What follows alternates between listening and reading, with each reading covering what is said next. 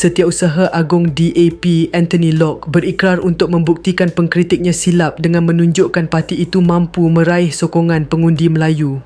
Menurutnya, BN dan Perikatan Nasional menjangkakan dapat menewaskannya dicenah dengan andaian kedua-dua gabungan itu mampu menyapu bersih undi Melayu serta memperoleh sebahagian undi protes masyarakat Cina. Namun, saya tidak akan berputus asa. Saya akan memberikan tentangan sengit termasuk di kawasan Melayu kerana saya turut membantu serta memberikan khidmat dan sumbangan di kawasan Melayu, khususnya di kampung-kampung Melayu, di Kampung Cenah, Kampung Sungai Buloh dan Simpang Durian. Di semua kawasan yang kami mempunyai kehadiran, kami sentiasa memberikan khidmat dan menyumbang kepada masyarakat setempat. Jadi, walaupun mereka menyangka DAP tidak akan mampu menembusi dan memperoleh sokongan pengundi Melayu, sudah tentu kami akan membuktikan mereka silap, katanya kepada pemberita di Seremban hari ini. Dalam sidang media sama, Locke turut menyindir MCA dengan menyifatkan parti itu sebagai pihak paling rugi dalam kerjasama pilihan raya BN-PN selepas menyerahkan 3 kerusi tradisinya kepada PN iaitu Lobak, Mambau dan Lukut.